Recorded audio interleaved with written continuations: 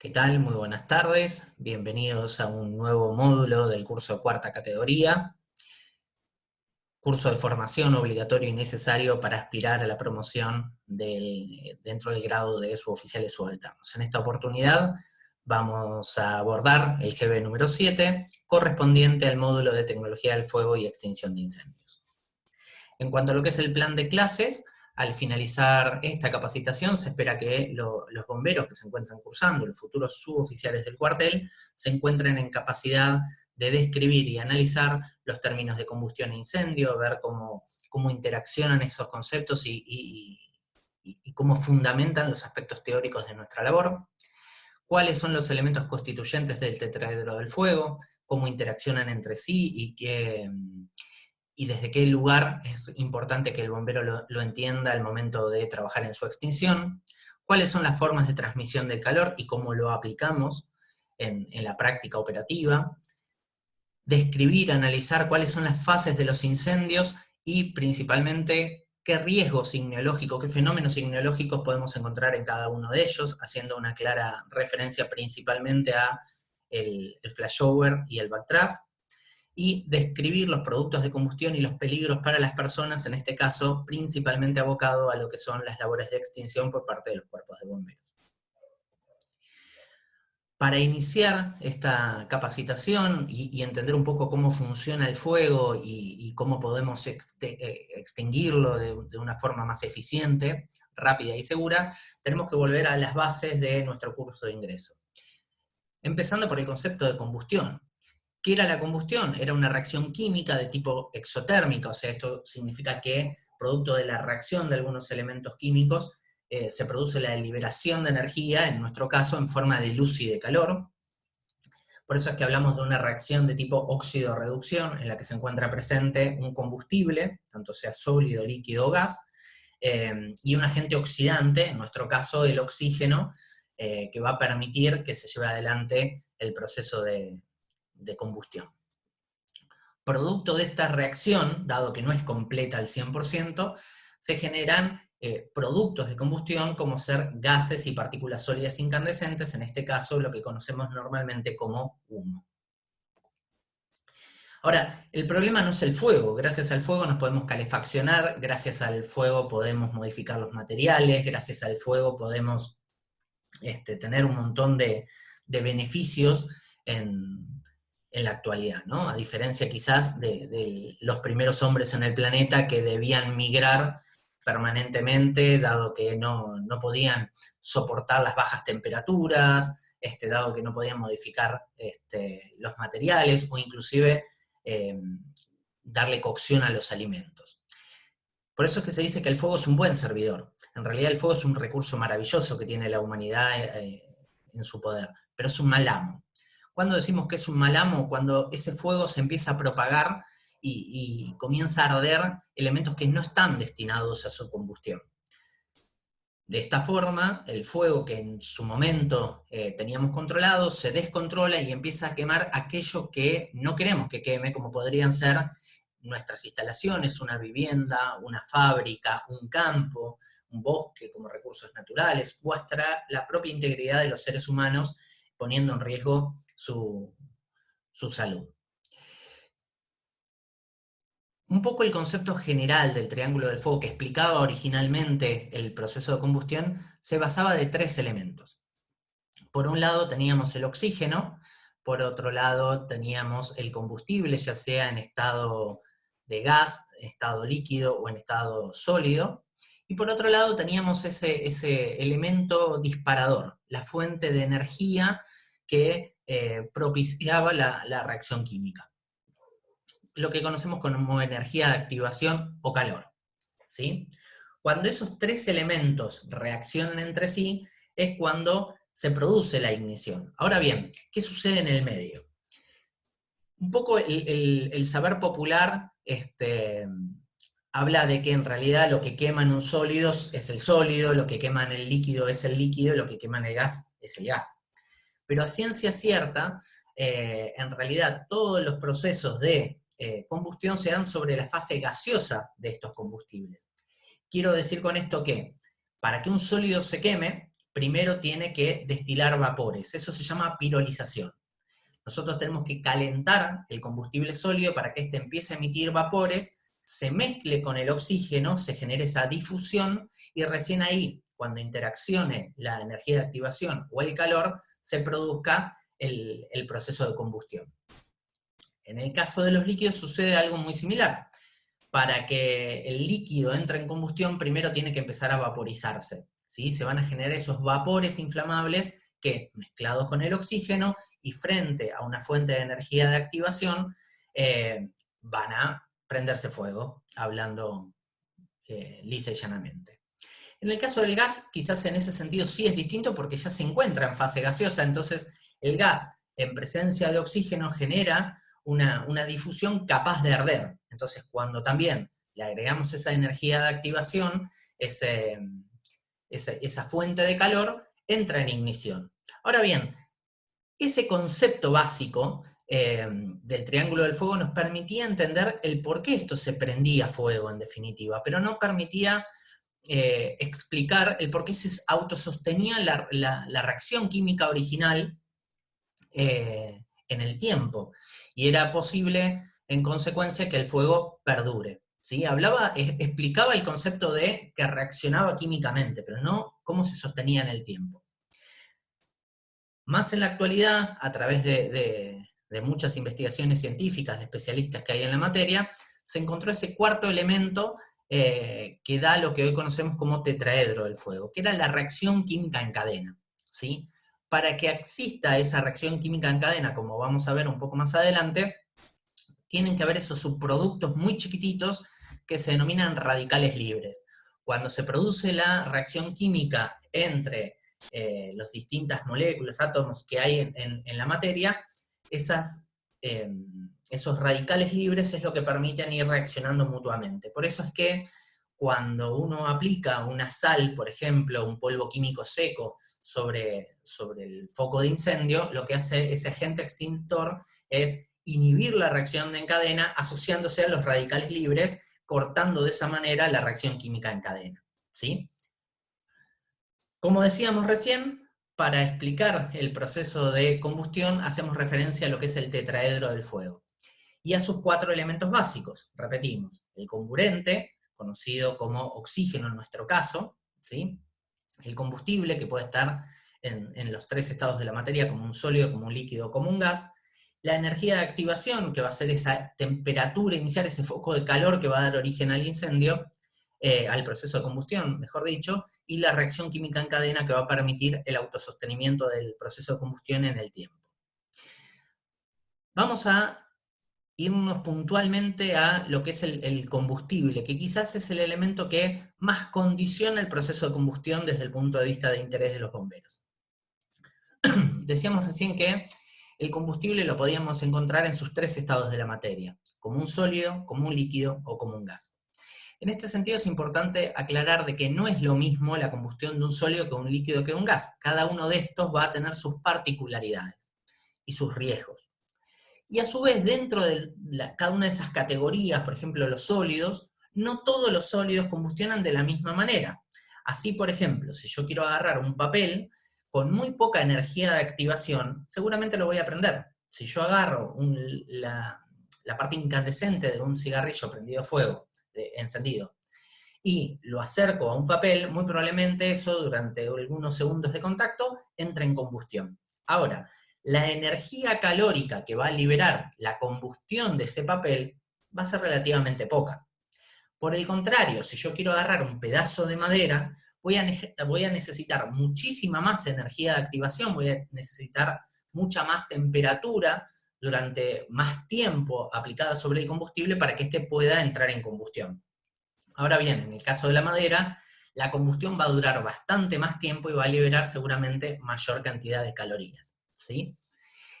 Pero tienen similitudes. Si yo prendo fuego un pedazo de madera, prendo fuego mucho cartón, prendo fuego telas, estos combustibles sólidos se van a quedar en el mismo lugar. Y eso que digo, que parece algo obvio, es una particularidad exclusiva de los sólidos. Porque cuando yo pienso un líquido, el líquido se mueve con la pendiente; cuando yo pienso un gas, el gas se va a ir hacia arriba o hacia abajo dependiendo de su peso. ¿sí? Relativo al aire. Y a su vez, la mayoría de los sólidos, con algunas excepciones, pueden ser extinguidos fácilmente con agua como agente extintor. Entonces eso nos da unas características particulares en el caso de los sólidos que, recordemos, combustionan desde afuera hacia adentro, dejando en su paso residuos sólidos como brasas, que es importante considerar al momento de la extinción. En el caso de los líquidos, en cambio, hay muchas similitudes. Por ejemplo, se van a mover con la pendiente. Esto, que parece algo sencillo y fácil de entender, es muy importante considerar al momento de la extinción de los incendios, porque si yo me ubico pendiente abajo frente a una situación de derrame, pongo en riesgo toda la operación, porque si ese combustible se prende fuego, el riesgo se va a ir acercando hacia las dotaciones y el equipamiento que tenemos emplazado en el incendio. Por otro lado, los líquidos presentan el riesgo de generar atmósferas explosivas. ¿Por qué? Imagínense que yo tengo un montón de tambores en un galpón, y esos tambores en su interior tienen alcohol, nafta, elementos que sean muy volátiles. A temperatura ambiente, esos tambores están emitiendo vapores inflamables, producto de la vaporización del combustible en estado líquido. Esos vapores inflamables se van a mezclar con el oxígeno en el ambiente y van a dar lugar a lo que se conoce como atmósfera explosiva, pudiendo generar rápidamente una explosión en caso de tomar contacto con alguna fuente de energía, que podría ser encender las luces, que podría ser un cortocircuito, iniciar un trabajo en caliente, por ejemplo. Y en el caso de los gases, tenemos que tener en cuenta dos particularidades o tres. Primero, de que el gas no tiene forma ni volumen propio. O sea, se va a empezar a expandir el gas y va a tomar la forma del recipiente que lo contiene, dice la física. ¿Qué quiero decir con esto? Si es un galpón muy grande, se va a diluir, en definitiva, porque se va a empezar a expandir en todo ese ambiente. Entonces la concentración de gas en el aire va a ser relativamente baja. En cambio, si yo libero un volumen dado de gas en una habitación más chica, la concentración de ese combustible va a ser mayor. Eso en primera instancia. Segundo, hay que considerar el peso relativo al aire, ¿sí? Hay gases que son más densos que el aire, y otros que son más livianos. Entonces, por ejemplo, tomando como referencia el gas convencional que se puede llegar a utilizar en una cocina. No es lo mismo el gas natural, que es más liviano que el aire, que si yo abro las hornallas y dejo salir el gas va a subir y se va a ubicar en la parte del techo, ¿sí? Porque es más liviano que el aire, entonces se va a ir hacia arriba, mientras que la misma cocina, pero abastecida a gas de garrafa, el GLP, el gas licuado de petróleo, es más pesado que el aire. Por consiguiente, cuando yo abra las hornallas, en vez de irse hacia el techo, ese gas se va a comportar de forma, lo que se denomina un gas rastrero, y va a ir a ubicarse en la parte de abajo de la vivienda. ¿Qué tan abajo? Si hay un sótano, va a ocupar el volumen del sótano. Si hay cañería, se va a meter por la rejilla y va a ocupar el espacio de las cañerías subterráneas. Y esto es muy importante tenerlo en cuenta, porque la explosión va a estar dada en virtud de la ubicación del gas. Por ejemplo, si hablamos de una explosión de gas natural, de una fuga de gas natural, lo más probable es que notemos un desprendimiento de la zona del techo hacia arriba, y los daños mayores hacia arriba. Inclusive, muy probablemente, en algunos tipos de estructura, el techo se despliegue hacia arriba, se desprenda, y cuando caiga prácticamente entero arriba del resto de los escombros. Mientras que, frente a una explosión de un gas que sea más pesado que el aire, ese gas está debajo de las cañerías, en un sótano, debajo de los muebles. Cuando lleguemos a la escena vamos a ver todo dado vuelta. Vamos a ver de que reventó el piso, vamos a ver los cerámicos levantados, vamos a ver dadas vueltas la heladera, los muebles, y demás, porque la energía, potencialmente hablando, estaba en el suelo, ¿sí? Y la otra es que no todos los gases tienen olor. Por ejemplo, el gas que se utiliza para los aerosoles, en un desodorante, por ejemplo, es un gas que está sin odorizar, justamente para que después no se sienta ese olor feo al momento de uno utilizar el desodorante. Entonces, frente a una fuga de gas en un camión cisterna que diga sin odorizar, uno debería basarse en elementos tecnológicos como un detector de fuga de gases, un explosímetro o un equipo multigas para poder detectar la fuga de gas, porque no la va a ver ni tampoco la va a sentir. En el caso del gas natural, el gas en sí mismo tampoco tiene olor, pero al ingresar a las zonas urbanas, como sucede en el caso nuestro, en la planta reguladora que tenemos sobre Ruta 6, ahí se le inyecta el metilmercaptano como un elemento odorizador. Se le da ese feo olor para que frente a un escape de gas en una zona urbana rápidamente se lo pueda detectar, ¿sí?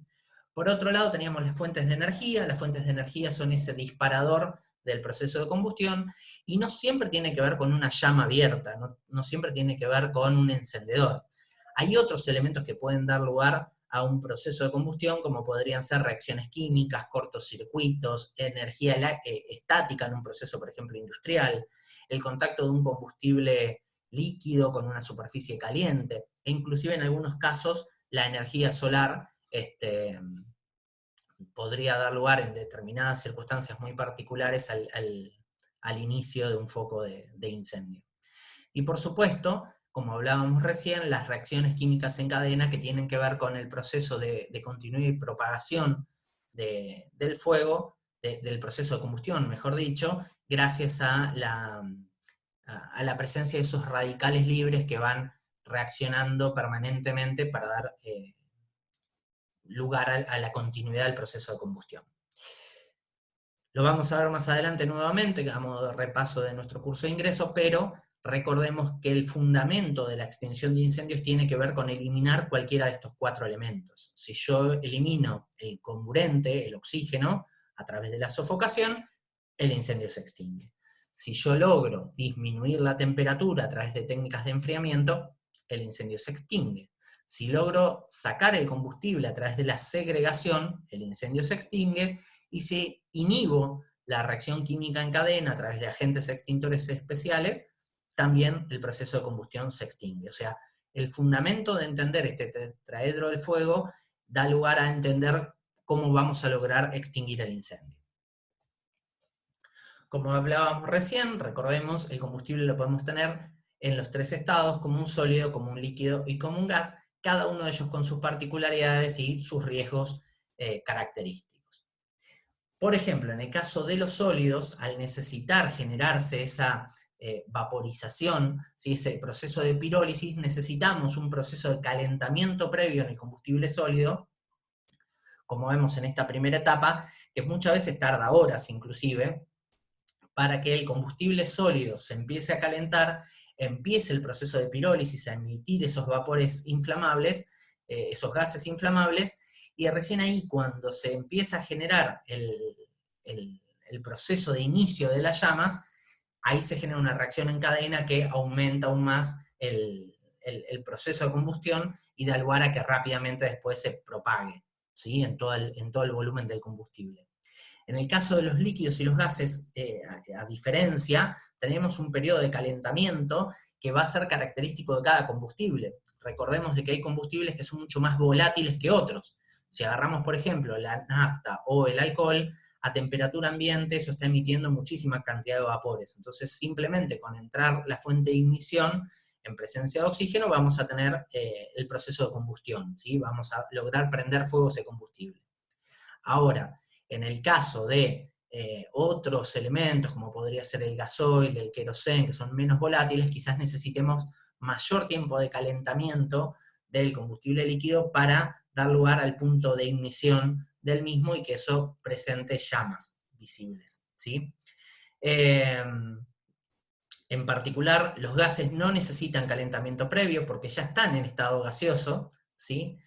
Ni los líquidos que a una temperatura inferior a la temperatura ambiente ya están emitiendo vapores inflamables, caso de los más volátiles como la nafta o el alcohol, ¿sí? Que como decíamos recién, no necesitan un calentamiento previo porque a temperatura ambiente ya están emitiendo vapores, ¿sí?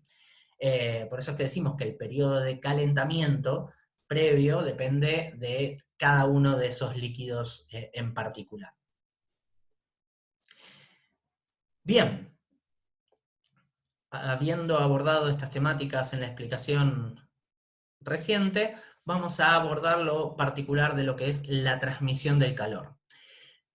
Ya entendemos en cierta manera cómo se produce el fuego y qué elementos interaccionan en ese proceso de combustión. Y como dijimos recién, eliminando cualquiera de esos 4 elementos, el incendio se extingue. Pero ahora vamos a abordar el por qué se propaga en la estructura, cómo logramos que se transmita el calor de un combustible a otro y eso dé lugar a la propagación. Volviendo a conceptos quizás más de nuestra formación básica en la escuela, sabemos de que el calor se transmite por sus 3 formas, por conducción, convección y radiación a nivel físico.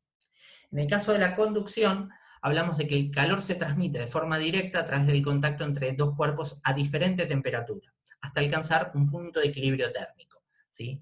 Así, por ejemplo, podemos mencionar algunos conductores térmicos muy buenos, como en el caso de los metales, y otro de una mala conducción térmica, como la madera, ¿sí? Lo que no significa de que la madera no se vaya a prender fuego, sencillamente que tiene mala conducción térmica si la comparamos, por ejemplo, con los metales.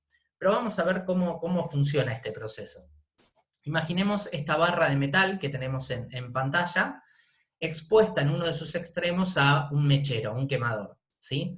Cuando ese extremo yo lo pongo en contacto con las llamas, va a empezar a haber un calentamiento de la estructura y una vibración interna de las moléculas que componen la barra de metal.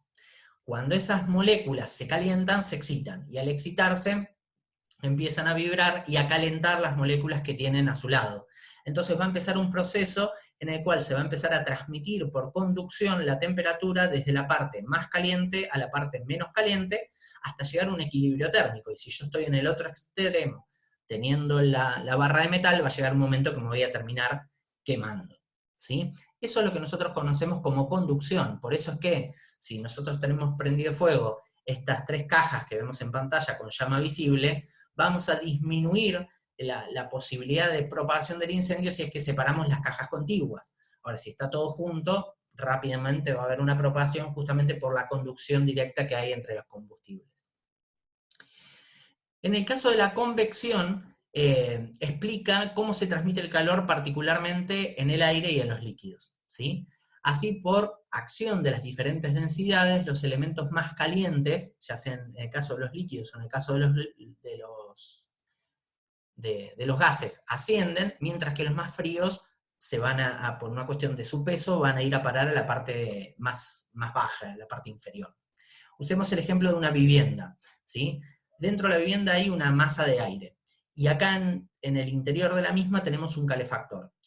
Esa masa de aire toma en contacto con el calefactor calienta la masa de aire, y la masa de aire caliente se vuelve menos densa, por consiguiente va a ir a la parte de arriba de la vivienda, hasta llegar un momento en que se empieza a enfriar. Cuando se empieza a enfriar, baja porque se vuelve más pesado, hasta nuevamente tocar contacto con el calefactor, el que lo vuelve a calentar y lo vuelve a mandar hacia arriba. Ese proceso de circulación de toda la masa de aire es lo que explica la propagación por convección. Lo mismo sucede quizás en algunos elementos. Si yo prendo fuego un montículo de madera y ubico la mano por encima, por más de que no esté en contacto con las llamas, me voy a quemar, justamente porque el aire caliente está subiendo y me termina quemando, ¿sí? Esto también es muy importante en el caso de los incendios forestales, donde se genera una columna de humo muy importante arriba de la gran superficie que se encuentra afectando, por ejemplo, en un bosque, y esa columna convectiva tiene partículas incandescentes que van a subir justamente por un proceso de convección, con lo cual puede generar propagación pendiente arriba gracias a esta propagación por convección, como decíamos recién. Y por último teníamos la radiación. La radiación explica la propagación de los incendios a través del espacio, sin que siquiera tengamos un elemento contiguo que pueda propagar por convección. ¿Por qué? Porque a través de la radiación se transmite la energía en forma de ondas electromagnéticas, ¿sí? Y las absorbe el cuerpo receptor.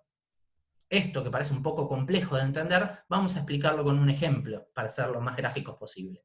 Nosotros arribamos al incendio de esta primera imagen, donde tenemos una vivienda con parte de su techo con presencia de fuego. Si nosotros nos abocamos especialmente a ingresar a la vivienda o a extinguir el fuego de forma directa sin prestarle atención a que las llamas están siendo impelidas, empujadas por acción, por ejemplo, del viento hacia la vivienda al lado, corremos el riesgo de que la vivienda al lado se prenda fuego, por más de que las llamas no estén tocando la estructura de al lado. Pero ¿qué sucede? Por radiación esas ondas electromagnéticas se transmiten y calientan el cuerpo receptor, que en este caso sería la vivienda del vecino, ¿sí? Entonces es muy importante que siempre iniciemos nuestras labores con ataques defensivos que permitan enfriar las estructuras linderas, tanto sea de casas linderas o de habitaciones interiores linderas, para garantizar de que el incendio no se propague y recién ahí proceder a la extinción del foco inicial. Bien, yendo a particularmente lo que es el incendio en sí mismo, ya vimos cómo es el fundamento del por qué se genera y cómo se propaga dentro de una estructura, considerando siempre de que no tenemos en particular un proceso de combustión o un proceso de convección o uno de radiación, sino que las tres formas de transmisión del calor trabajan paralelamente, o sea, se encuentran las tres presentes en cualquier incendio. Va a haber parte que se está propagando por conducción, parte que se va a estar propagando por convección y parte que se está propagando por radiación. Pero particularmente con el incendio ya declarado dentro de la vivienda, por poner un ejemplo, hablamos de que se va a desarrollar ese incendio en fases. Y a nivel teórico las dividimos en tres fases. Lo que denominamos fase incipiente, fase de libre combustión o fase latente. En lo que es la fase incipiente, hablamos de que hay poca temperatura en el interior, alrededor de 40 grados en lo que tiene que ver con la temperatura ambiente. Y esto es porque el incendio está recién en sus primeros pasos, ¿sí? Está tomando fuego quizás un sillón, quizás una mesa, pero todavía es un incendio chico. En consecuencia, todavía hay oxígeno en el ambiente, por eso es que podríamos poder trabajar con un matafuego, con un extintor portátil, sin necesidad de requerir de un equipo de respiración autónoma, todavía en esa etapa. Y principalmente la temperatura va a ascender y se va a ubicar en la parte superior de la vivienda. Ahora, ¿qué sucede si no logramos extinguir el incendio en esa fase incipiente? El incendio se va a propagar al resto de los combustibles presentes en la habitación y se va a generar lo que es un proceso en libre combustión, un incendio generalizado como solemos denominarlo en bomberos. Acá ya el fuego tomó gran parte de la estructura, hay un consumo importantísimo del oxígeno en el ambiente justamente para que haya llama visible, y en particular la temperatura ambiental está por encima de los 700 grados, lo que da la imposibilidad de trabajar en el interior sin al menos contar con los equipos de protección adecuados. Y en relación a los fenómenos sismológicos, a los riesgos que se presentan en este tipo de incendios en fase de etapa de libre combustión, tenemos lo que se llama flashover. ¿Qué es el flashover? Es una descarga disruptiva, es una combustión súbita generalizada del resto de los combustibles que había en la habitación producto del aumento de la temperatura. Quizás tengo en una parte de la habitación un sillón, una mesa, un placar prendido fuego y el resto de los combustibles en el otro extremo de la habitación. Ahora, la temperatura que ha generado en el ambiente la combustión de estos combustibles hace que estos combustibles, que se encuentran quizás un poco más alejados, empiecen a emitir esos vapores a través del proceso de pirólisis, hasta llegar a un punto de que los combustibles entran en capacidad de entrar en ignición y lo hacen súbitamente de golpe, arrancando por la combustión del plano neutro que yo tengo de humo sobre mi cabeza, ¿sí? Eso es lo que se llama flashover, como vamos a ver en los videos que compartimos como parte de esta primera capacitación. Ahora, si esta estructura, a diferencia quizás de como sucede con la combustión de una casilla, que rápidamente la estructura de madera empieza a combustionar y permite el ingreso de aire, si este incendio se desarrollase en una casa por ahí de material, o en el medio de algún tipo de edificios donde yo tengo paredes de mampostería, techos de losa, y algunos vidrios quizás más resistentes, lo que va a empezar a suceder es que ese proceso de combustión se va a desarrollar hasta que se quede sin el oxígeno necesario para manifestarse en forma de luz y calor como llama. Entonces lo que va a empezar a pasar es que el plano neutro de humo va a descender rápidamente hasta llegar probablemente a la altura del suelo, y vamos a dejar de ver la llama visible, vamos a dejar de ver el fuego, producto de que se quedó sin oxígeno. Lo que no significa de que el proceso de combustión se haya concluido. Simplemente lo que sucede ahí es que no hay la cantidad de oxígeno necesario para que se dé lo que se denomina a nivel químico mezcla estequiométrica, que es que haya la proporción adecuada de combustible, de oxígeno y de temperatura. Acá uno de los elementos, el comburente, el oxígeno, disminuye, porque se lo consumió el propio incendio, hasta llegar al punto donde lo que vamos a ver principalmente es mucho humo. Cuando veamos muchísimo humo en la estructura, saliendo por debajo de las puertas, a borbotones en algunas rejillas o en algunos lugares donde se permita la salida del humo, vamos a denotar de que ese incendio está bajo presión. ¿Qué significa? De que se generó muchísimo humo en el interior, hay una alta temperatura, una gran presencia de combustible en estado sólido y gaseoso, pero le falta el oxígeno. Y ahí es donde nosotros corremos el riesgo de malventilar a través de una apertura de una puerta, una entrada forzada, o a través de la rotura inadecuada de algunos vidrios, brindarle al incendio el oxígeno que le faltaba y que se produzca lo que se denomina una explosión de humo, como vamos a ver más adelante. Esa explosión de humo es lo que se denomina backdraft. ¿Sí? Para ver y diferenciar estos dos fenómenos que son sumamente importantes de comprender a nivel de bomberos, vamos a hablar de que en el caso del flashover, que se encuentra en la fase de libre combustión, ¿sí? Eso tenerlo muy, muy en cuenta, el flashover lo vamos a tener cuando estemos en fase de libre combustión, vamos a tener un incendio que esté bien ventilado, o sea, no hay carencia de oxígeno todavía, hay muchísimo calor radiante y alta temperatura en el interior. Nosotros en las tareas de extinción vamos a tener que estar agachados justamente por las altas temperaturas y por el descenso del plano neutro de humo. Las llamas las vamos a empezar a visualizar a la altura del techo, a la altura de donde tengamos el plano neutro, el cual va a empezar a descender, ¿sí? Esa gran temperatura va a dar lugar a un incremento en la velocidad de la pirolización, de la emisión de esos gases por parte de los combustibles que todavía no hayan entrado en combustión. Una vez que esos combustibles hayan generado la cantidad necesaria de gases de combustión, van a entrar en combustión, en ignición, y va a haber una gran deflagración, lo que se denomina una combustión súbita generalizada. En cambio, en el caso del backdraft, hablamos de una explosión de humo, ¿sí? Acá, a diferencia del flashover, tiene una ventilación limitada o inclusive carente de ventilación, ¿sí? Vamos a ver un humo negro, espeso, más amarillento, verdoso, vamos a ver cómo se envuelve sobre sí mismo, ¿sí?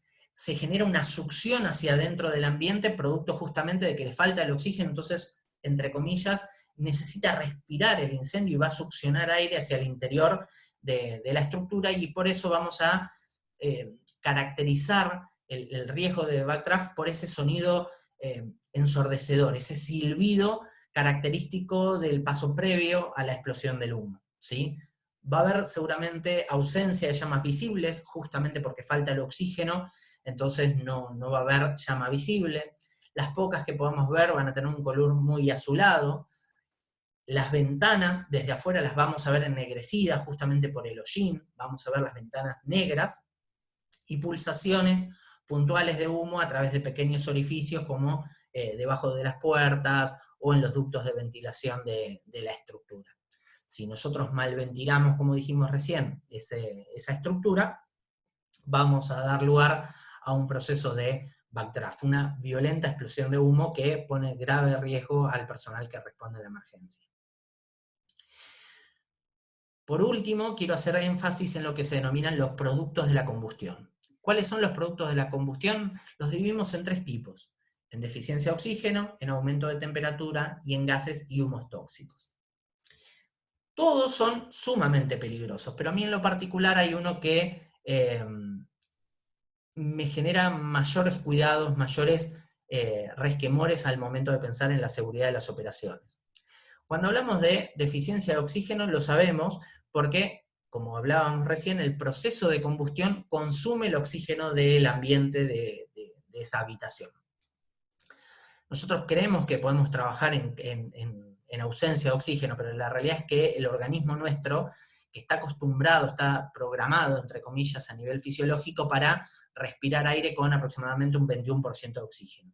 Cuando empieza a disminuir la cantidad de oxígeno en el aire, empezamos a tener unos movimientos más lentos, porque tenemos dificultad para pensar, y recordemos de que el bombero tiene que tener todas las luces puestas en lo que está realizando. Entonces imagínense el riesgo de que el bombero tarde en pensar o se vuelva más lento en sus reacciones. A medida que empieza a descender más, inclusive por debajo del 15% de oxígeno en la mezcla de aire que respiramos, empieza a haber una taquicardia, el corazón empieza a bombear más cantidad de sangre para compensar, empieza a haber un mareo, un dolor de cabeza muy intenso, y podría dar en casos más profundos lugar a sentir náuseas, inclusive, para posteriormente dar lugar a un colapso, a una inconsciencia y posteriormente a la muerte en término de 6 a 8 minutos. Por consiguiente, desde ya que no podemos trabajar en una atmósfera que esté carente de oxígeno. Por eso el riesgo de que los bomberos, como sucedía quizás hace muchos años atrás, trabajen con máscaras con filtros. Porque el filtro, que puede tener una máscara facial completa o una semimáscara, me puede filtrar algunos contaminantes, pero bajo ningún punto de vista me va a dar oxígeno que yo necesito para poder respirar. Por eso la importancia de usar el equipo de protección respiratoria autónoma, que tiene aire comprimido autocontenido dentro del cilindro. Otro de los elementos de riesgo, uno de los productos de la combustión que pone en peligro la integridad del bombero, es el aumento de la temperatura, ¿sí? Esto puede dar no solamente lugar a quemaduras, sino también a un shock térmico, ¿sí? Exponer el cuerpo a altas temperaturas genera un cansancio muy agotador, ponemos en riesgo de paro respiratorio y de inconsciencia al bombero justamente por un shock térmico, podemos generar quemadura de vías aéreas superiores, más allá de las quemaduras superficiales externas de primer, segundo o de tercer grado. Pero en algún punto, salvo en las situaciones de incendios interiores, donde tenemos el riesgo, por ejemplo, de flashover, en algún punto el bombero está acostumbrado a lidiar con las altas temperaturas, porque el incendio me va a dejar acercarme hacia él hasta donde el incendio tenga ganas, por decirlo coloquialmente, que yo me acerque. Va a llegar un momento que por más de que cuente con mi equipo de protección estructural, no me voy a poder acercar porque me voy a empezar a quemar. Entonces ahí voy a tener que dar 2 pasos hacia atrás mínimamente y desde ahí empezaré las labores de extinción. Lo que más me preocupa, hoy por hoy en mi condición circunstancial de jefe de cuerpo, es la seguridad del personal en torno a lo que es la exposición al humo y los gases tóxicos. Y esto tiene que ver con que entre el 80 y el 85% de las personas que fallecen en incendios no lo hacen por deficiencia de oxígeno o por haberse quemado. Eso es algo que sucede después. Fallecen por la exposición de sustancias químicas. Nosotros imaginemos un sillón, ¿sí? Imaginemos un sillón que más allá de tener telas y maderas en su armazón, adentro tiene un montón de goma espuma. Para constituir, para conformar, para construir esa goma espuma, para poder fabricarla, se usaron un montón de sustancias químicas. Para decirlo de forma simple, al momento de la combustión, todas esas sustancias químicas que se usaron en su fabricación, en alguna manera se liberan nuevamente, y lo hacen por lo general en forma de gases.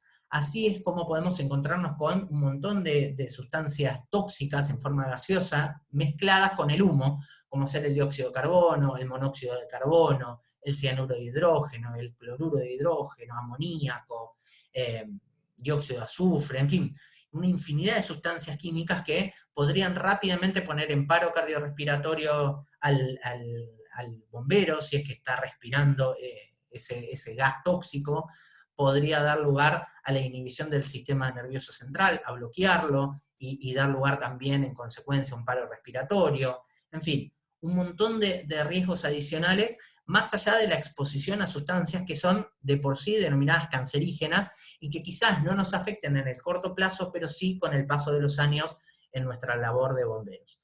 Por eso es fundamental de que seamos sumamente conscientes de que tanto al trabajar en un incendio de vivienda, como en un incendio vehicular o un incendio industrial, tenemos que hacerlo siempre contando con nuestro equipo de protección respiratoria autónoma para no depender del aire del ambiente, del oxígeno ambiental, sino que respiramos nuestro aire autocontenido, garantizando el porcentaje de oxígeno necesario para que el bombero trabaje de forma segura.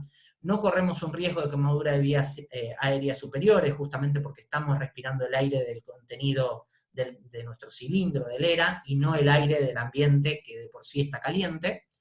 Y nos aislamos, porque estamos respirando un aire seguro, nos aislamos de los gases y humos tóxicos que hay producto de la combustión en los incendios. Como siempre decimos, tenemos que trabajar para, por sobre todas las cosas, garantizar la seguridad del personal que tenemos bajo nuestro mando. Y en su formación como futuros suboficiales es lo que pretendemos que quede claro por sobre todo el resto de las cosas. Recuerden lo que marca la norma NFPA 600, que solemos utilizar como un marco de referencia a nivel internacional, que es que nos podemos exponer a un riesgo mínimo y calculado cuando es posible salvar una vida. Nos podemos exponer a un riesgo mínimo y calculado cuando todavía es posible salvar la estructura. Pero bajo ningún punto de vista es aceptable exponernos nosotros y exponer a nuestro personal a un riesgo para su integridad cuando no es posible ni salvar una vida ni salvar la estructura. Hay que hacer una adecuada lectura del incendio antes de determinar cuál va a ser la técnica y la táctica en el proceso de extinción. Muchas gracias por su atención y continuamos con las siguientes partes del presente GB. Que tengan buenas tardes.